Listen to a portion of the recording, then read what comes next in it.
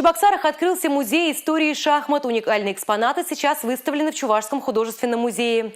Накануне наша съемочная группа стала единственными посетителями. Дмитрий Ковалев о впечатлениях. Российский музей шахмат был основан 8 лет назад. И за это время обзавелся большой коллекцией предметов. Экскурсия по передвижной выставке начинается с фигур викингов. Кандидат исторических наук Дмитрий Олейников говорит, что именно в таком виде игра начала распространяться по Европе. Это самые известные средневековые шахматы. И вы здесь уже увидите шахматные фигуры, близкие к современным. Во-первых, две армии, пешки, короли.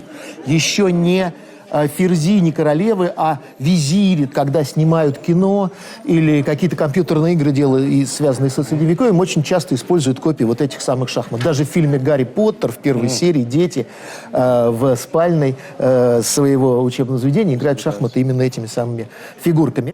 Вот эти фигуры и часы сняли в российском фильме «Чемпион мира» с Иваном Янковским и Константином Хабенским в главных ролях. Именно такой шахматный комплект стал прообразом современной игры. Были самые разные фигурки, но когда возникла необходимость шахмат для профессионалов, нужно, чтобы они были достаточно тяжелые, не падали во время игры, чтобы король был хорошо виден, видите, он здесь самый высокий, больше 11 сантиметров, очень красивые кони. И вот настолько оказались удачные шахматы, что их одобрил тогдашний некоронованный чемпион мира Говард Стаунтон, и они стали стандартом.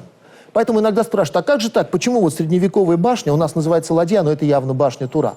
Почему у нас слон, а тут явно епископ? Почему здесь королева, а не ферзь? Потому что, согласно европейским стандартам, мы тоже делаем шахматы для международных турниров. Известными на весь мир стали космические шахматы. На выставку в Чебоксары привезли тот самый комплект фигур, которые были созданы для условий невесомости. Легендарная партия состоялась 9 июня 1970 года. За космос тогда играл экипаж корабля «Союз-9», наш земляк Андриан Николаев и его коллега Виталий Севастьянов. За Землю генерал-полковник авиации Николай Каманин и дважды Герой Советского Союза Виктор Горбатко. Казалось бы, можно магнитные шахматы, но магнитные шахматы тоже могут оторваться от доски и случайно влететь в нос спящему космонавту. Тогда он придумал конструкцию, при которой фигуры всегда находятся на доске. Вы можете вот эту доску как угодно крутить. Она все равно будет держать фигуры, но при этом ими можно ходить. Там снизу такая пружинка поджимает фигуру, вы берете ее в щепоточку, делаете вот по этим направляющим ход и отпускаете, она снова прижимается. Рядом с фигурами уникальная коллекция часов. Электронные часы, которые заменили вот эти вот наши знаменитые часы с циферблатами. Здесь у нас часы разных эпох, в том числе часы матча Ботвинник, Смыслов, те самые. Матчи на первенство мира 54-го, 56-го, 57-го годов. А здесь у нас дедушка современных электронных шахмат. Вот это огромный черный сундук.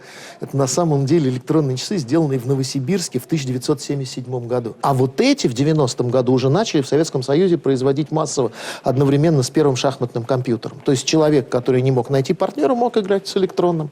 Выставка истории шахмат будет работать в республике все дни суперфинала чемпионата России.